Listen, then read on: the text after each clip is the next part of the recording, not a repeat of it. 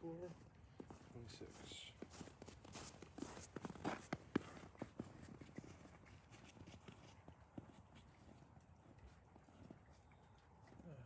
guess we're not all that level. We'll start in a moment. Please feel free to adjust your notifications so you hear when I go live and share this with somebody. What do I think? Maybe if we're about here in this ballpark, we'll have an okay view. I think it's got to be about freezing, although with the windshield it's another 10 degrees Fahrenheit lower, something like that, and quite overcast, so not much squinting I'll have to do. So I think today we'll be working towards doing one of my favorite stances. So, and also it's some a thin sheet of light snow with ice beneath that, and then gradually ground growing liquid wet as it melts from temperature, and we hit like slightly above freezing a little bit earlier. So it's a really sort of complicated surface. Even just standing on one leg, I can kind of feel the slip. So you guys might very well enjoy a big spill. And then I'll just retitle this as, you know, learning how to fall. But anyway, send for help if I fall and I don't get up. Thanks. Yeah, that's, whoa, boy, that's slick. That's fun. Okay, so I'd like you to be in a warm place, stable, centered. Quiet would be nice. Nice sip of tea by your side. And stable ground, good purchase. So good footwear, no footwear, so that you can trust that the connection between your feet and the ground is dependable. And similarly, we'd like you to do the same thing with your more subtle qualities connecting to the sky. So here I am in a little horse stance, and what I'm going to be doing, just to kind of warm up the legs a little bit. So I have my feet forward, they're parallel with one another. They're not very wide, they're not very narrow. I just feel like I'm maybe slightly wider than I would be if I was waiting in line, not really practicing or standing at the microwave, you know, typing in numbers or something, just kind of like this. Whereas if I was about to say something to somebody, or I might have a little bit of a different stance to sort of support the emotional and mental qualities I'm generating that I want to convey through language and gesture. Anyway, it's a horse stance. We've gone over it. So I'm going to practice settling down. That means my knees move as they bend in the direction of my toes, which is to say forward, which is to say towards the camera, which is to say southwest in my case.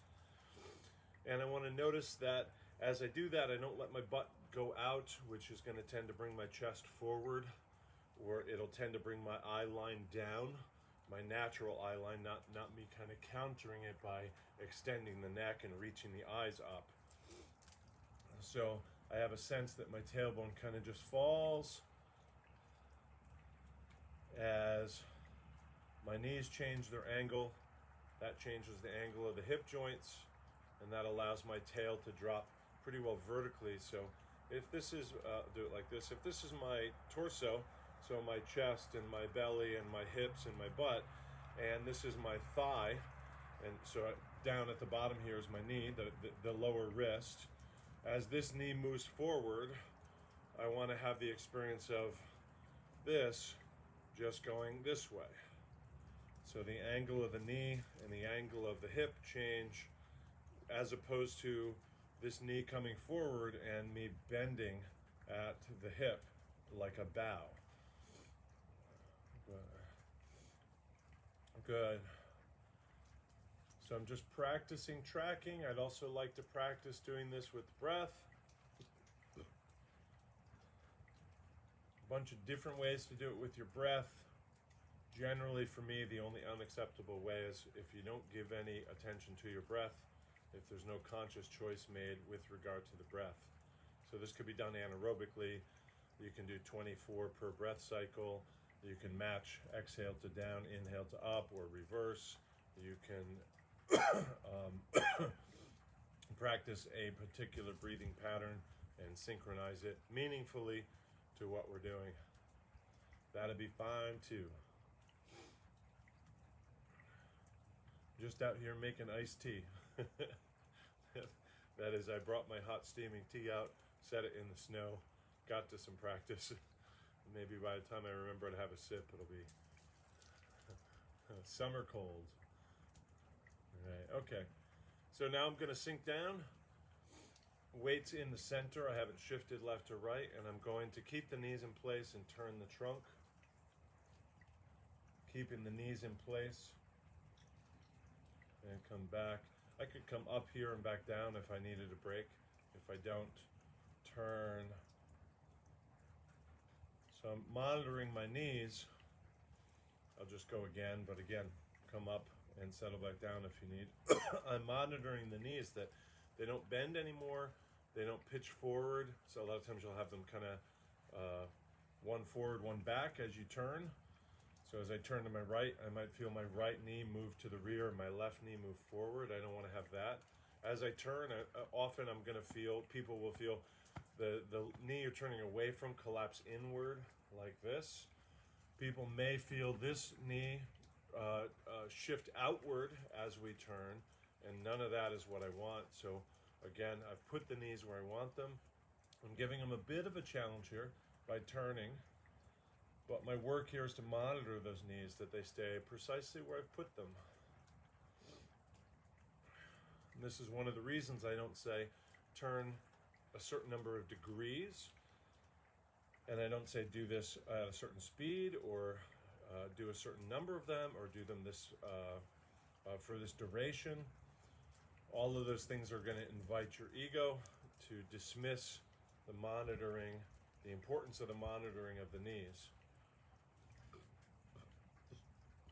So I'm consciously putting the knees where I want, and the tailbone too, and then I'm turning the trunk to the extent that I'm able to feel the stretch, feel the tissues in the legs move in relation to the bones, which are relatively fixed, or maybe we could say they are fixed here, and then come back, and then again, if I'm able, here. Once we have this general idea, we could certainly work on what am I turning from. Am I turning my head, then my chest, and lastly my belly, which is going to be just a very minor stretch in the area where the legs and the torso meet. So the lower portion of the torso, upper portion of the legs. Or can I move from the lower center as much as I'm able comfortably while monitoring? And if I want some more stretch that'll kind of get into the mid-back, and shoulders, I could certainly then turn the chest, turn the shoulder girdle, the upper spine. And if I wanted, I could certainly then turn the head and get into the cervical and the rhombus and all that kind of stuff. And it's fantastic, great. But it's very easy for us to say, well, I'm heading to the left, and turn the chest, turn the face, turn the nose.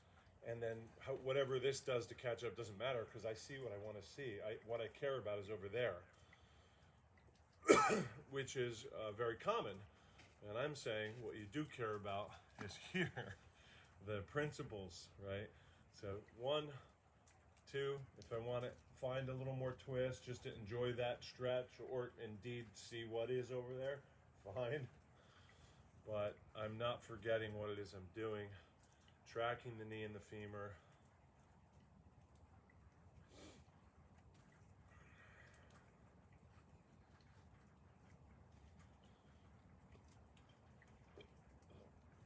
Good.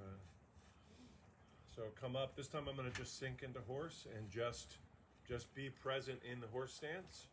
So I'm just sunk in, just sitting in it. We had our movement. Now I'm going to just rest into that horse stance. Right, Mabu. So I feel the knee femur tracking. The weight is even between the front and the back of the feet. The weight is even between the inside and the outside, the blade and the arch. I feel that my tailbone is sunk.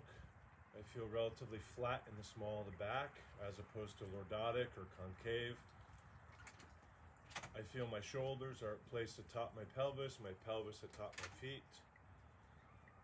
I feel my head light and readily finding the horizon. I'm going to make a note here and then I'll check in on comments.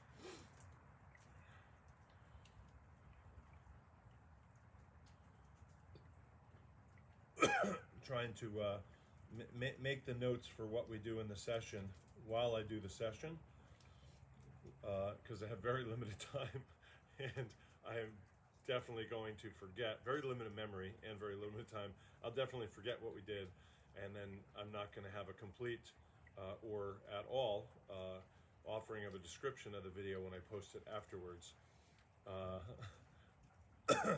And I certainly don't have the time to review the whole video and see what it is I did, remember it, write it down, and post it. So trying to do it during the session.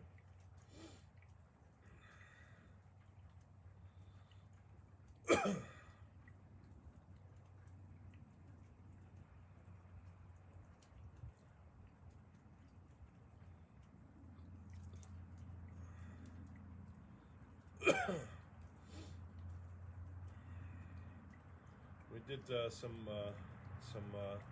nice quad work the last couple sessions, so I'm expecting that we'll do something similar either today or in the next couple sessions.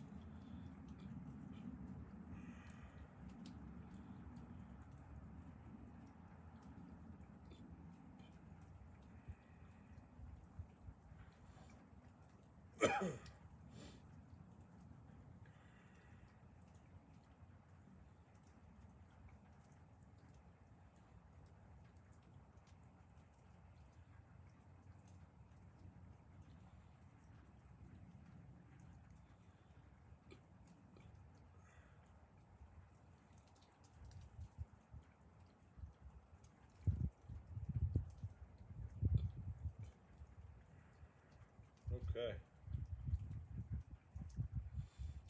I got a little idea here, so that's good.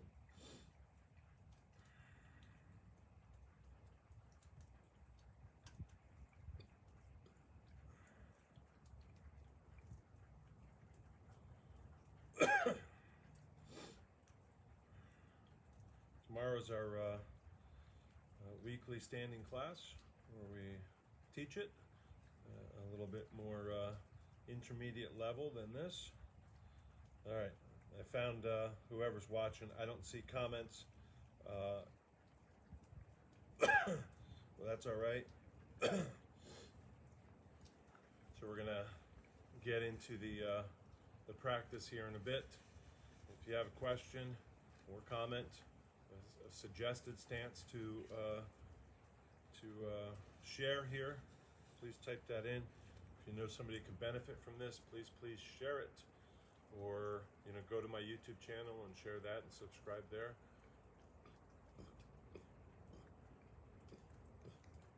Okay, so I'm going to come back up out of that, have a sip of my tea before I forget.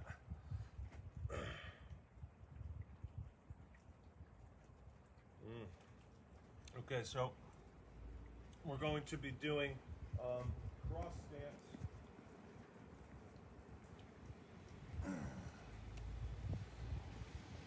We're going to be doing cross stance today. And that's a car going by. I don't know if you'll see them. I don't think so. And as we said before, if you need external support that's reliable and proximate, feel free to do that.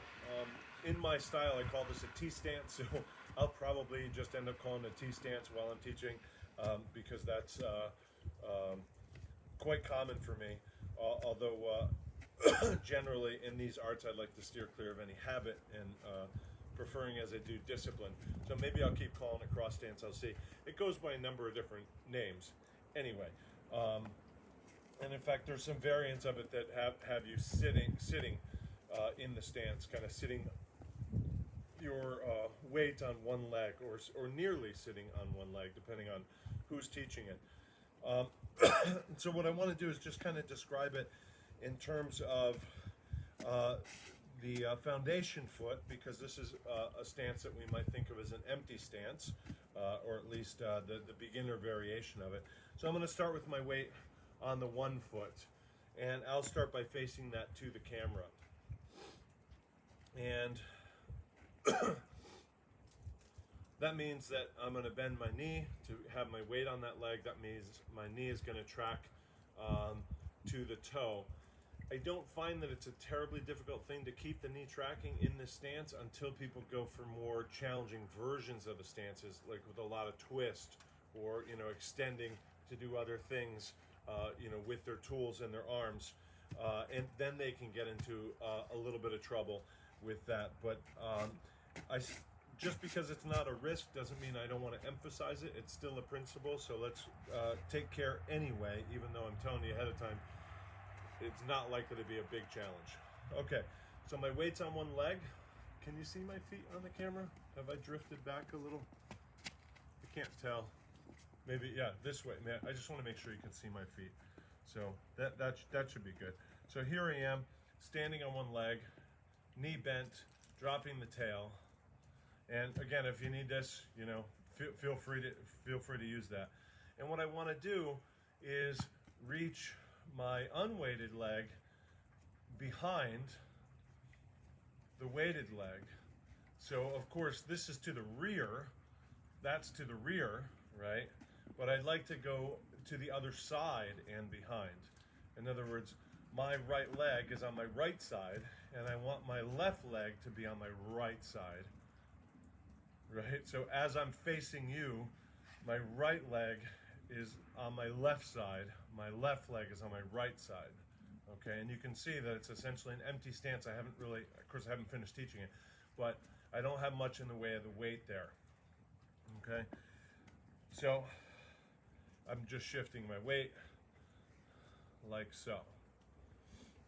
Okay, I'll do this in profile. So I have my weight, and I'm to the rear, and I'm to the rear, like so. So a good kind of rule of thumb is to reach that leg kind of at a diagonal to where I'm facing.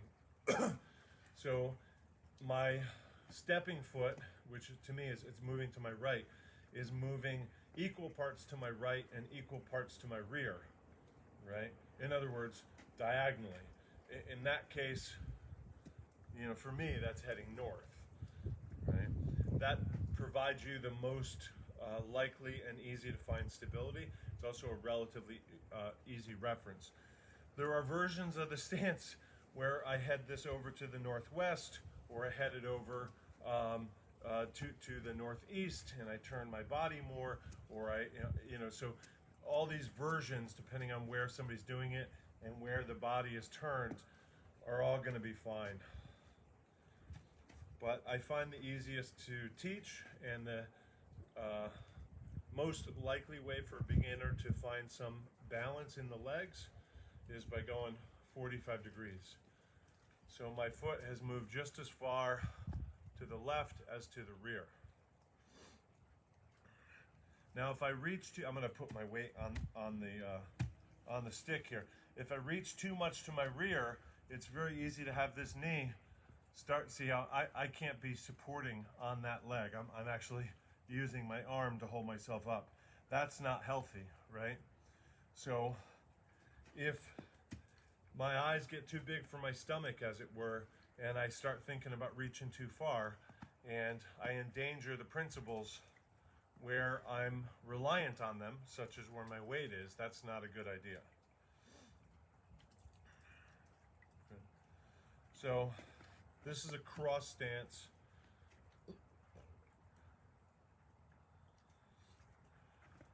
We see it called sitting stance, or false sitting stance, or resting stance, T-stance, twisted front stance.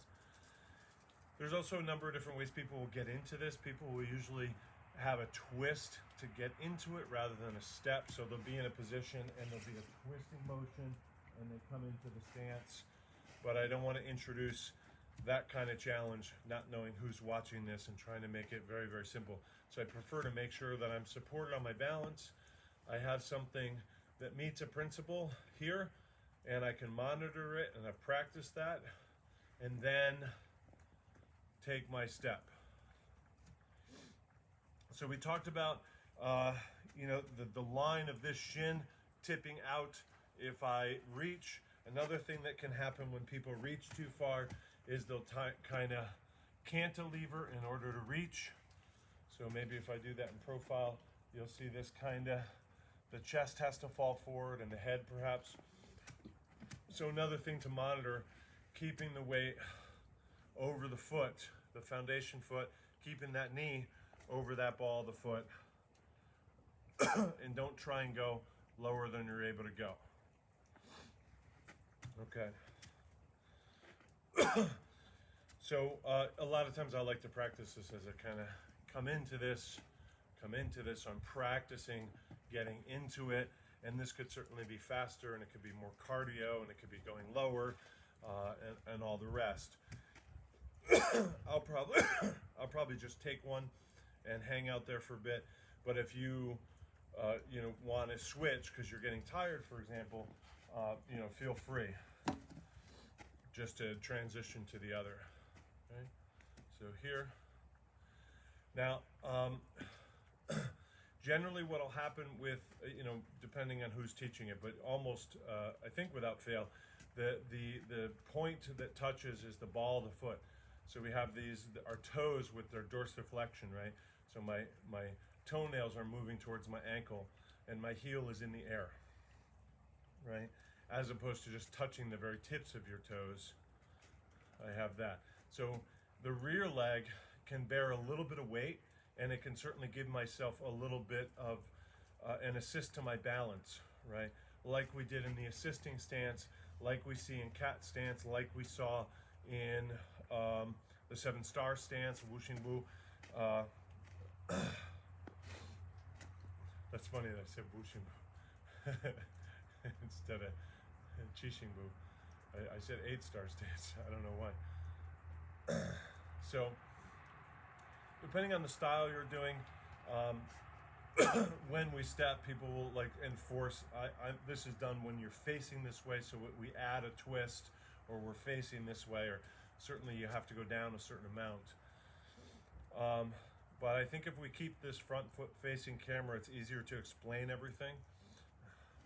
And rather than thinking about, well, my teacher says open the foot and then step back, I can achieve the same thing by turning the body more, right? So here I have a more open foot, and here I have a less open foot pointing to you. So the particulars of that really kind of end up depending on where you're facing. So if I'm in this back stance, for example, I'm facing you, but if I was facing there, I'd have this pigeon-toed foot in, even though my feet haven't moved, and their relationship to each other hasn't moved. But their relationship to my facing vector is what has changed. So certainly once you're comfortable with this, you can start with an open foot and use that to determine how far back, how far crossed you're going to step, keeping the weight, decide how much you want to sit. I'll do it in profile too. Very easy for people to kind of lean here, so I encourage you to remain upright. Obviously quite a bit of work going on in that thigh. I guess I'll check in on you. I'll just hang out here for a little bit. Hey, there's people commenting. Hi, Seafood Tong, hello. Awesome service, man. Hey, David, my old brother from a long way back. Every second ing. I'm not sure what we mean with every second ing. Let's see. Every split second. I still don't know. Sorry, David. I don't know what the every split second means here. But when you wrote ing, it makes me think I want to teach my ing lesson, which I do for all my Tai Chi Chuan students.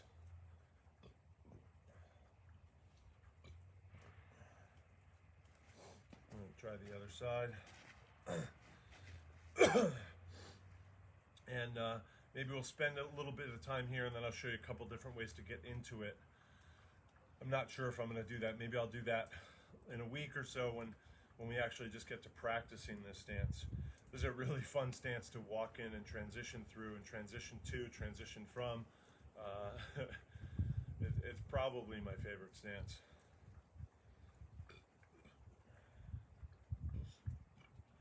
Some people, the training will have you go so low that your rear knee finds your front gastroc or calf, let's say, or Achilles, something like that. Some people will have you actually rest on it, so your knee rests on the calf. But we're not going to be challenging you go that low. The idea is to stay on the foundation foot, have the knee bent, have this crossed behind at a stable place, sink a bit, and feel that extra support of the empty leg. And then you can decide how much twist you want to have, so long as you're policing that knee or not getting too tired.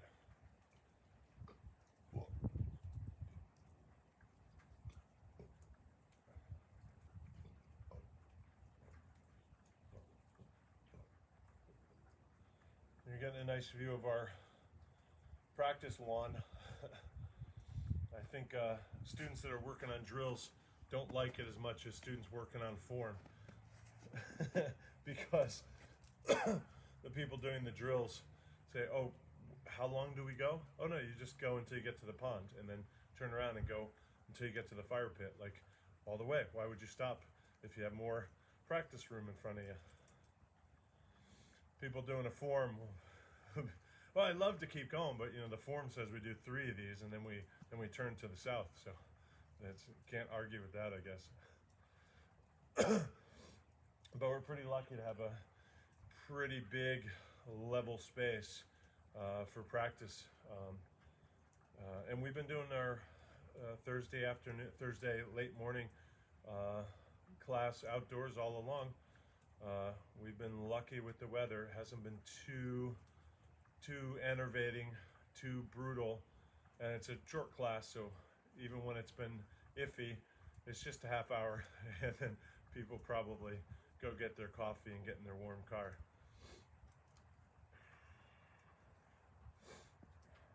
Good. So I've described this just really for the sake of making sure you can follow, as shifting the weight to a leg and placing the foot to this diagonal, right? But I could also do this by shifting my weight and stepping this foot to the forward diagonal, and then committing my weight to the front leg, and then my back heel would come up. So now I have this sense of kind of advancing instead of staying where I am, you know, because my weight has shifted here. The other one, my weight won't shift front to back. But I'm in the same stance. It doesn't really matter to me if I achieve it by going here or by going here, among other choices like this, you know, this kind of corkscrewing kind of use of the stance. So if you're comfortable with that and you want, you could advance, and as I step, now my right foot will become the foot on my left side. It'll be equal parts outside and in front of me, so 45 degrees. And if I think about stepping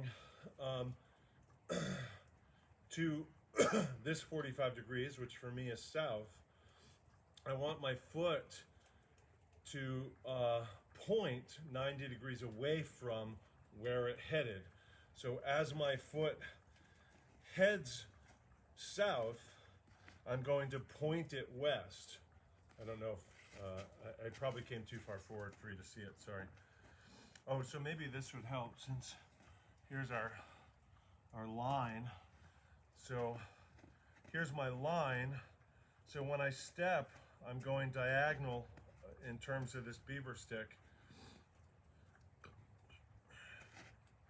But my foot is pointing, so I cross the beaver stick in my travel this way, but my foot is pointing this way.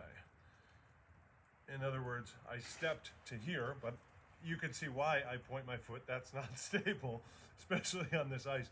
But that's the direction I stepped, but I pointed my foot 90 degrees offset, and then settled my weight into it, and bent my rear knee forward and down. I guess we'd just say down, to let that heel come up. So I just sink, and that heel will want to come up, unless I've stepped so close that when I shift, my back heel doesn't want to come up. But stepping that close isn't going to buy me an awful lot of stability either. So, here.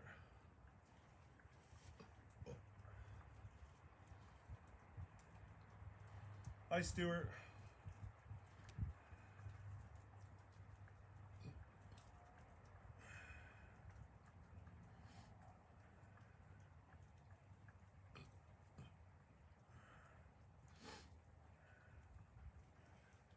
Good to see him. Maybe David left because I didn't get a clarification on what he meant. But whenever I hear from a teacher and I don't quite understand, right? Sometimes it's like this, probably an internet thing. He mistyped and I didn't follow the context.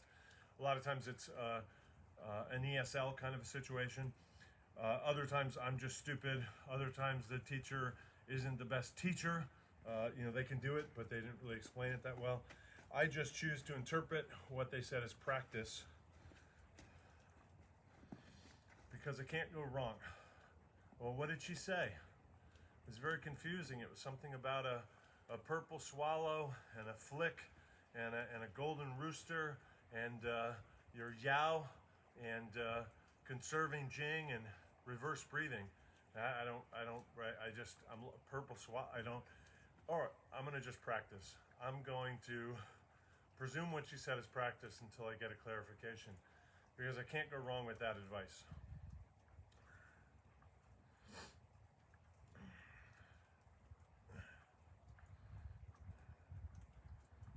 Kind of in my school famous, I was going to say famously, but maybe in my school famously, fractally famous, students will say, Steve, can I ask, and I'll just say practice. But my question, yeah, if you want, I'll hear your whole question, but the answer will be practice. So if you want to ask the whole question and take away from your practice time, happy to do that. But I know that the answer is already practiced, so I'll try the other side.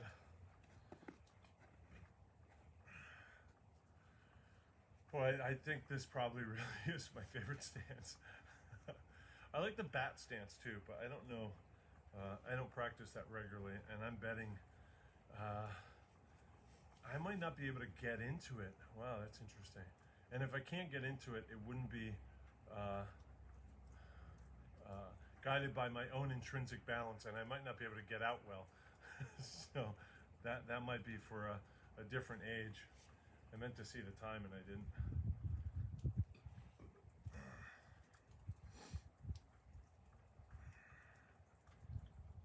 Yeah, I think we've gone about long enough for these sub 30 degree Fahrenheits. So I think we'll probably pick that up again and do some more of it, but I'm gonna just loosen, lift the knee, lift the knee. I'm gonna lift the knee and the toes, lift the knee and the toes. I'm gonna lift the knee and the heel to the rear, lift the knee and the heel. So different expressions of my ankle here. Good. And I'm going to lift from the ball, the arch of the foot, as if somebody's got their hand under the arch and they're doing all the lifting. So I find my support, and then I feel the arch lifted, and relax the whole rest of that leg as best I can. There's a falcon flying by. And we haven't talked about stepping and transitioning, pivoting drills. So I'm not going over that here, even though I'm shifting weight, and there's plenty to teach right here. All right. If you're a Chen stylist doing this, I know that you're going to want to kind of have a different experience with this leg up and then down. But the emphasis here, and now I'm going to lift from the underside of the knee as if somebody's helpfully lifting, like a doctor examining an injury, just lifting the knee from beneath. Kind of experience that quality.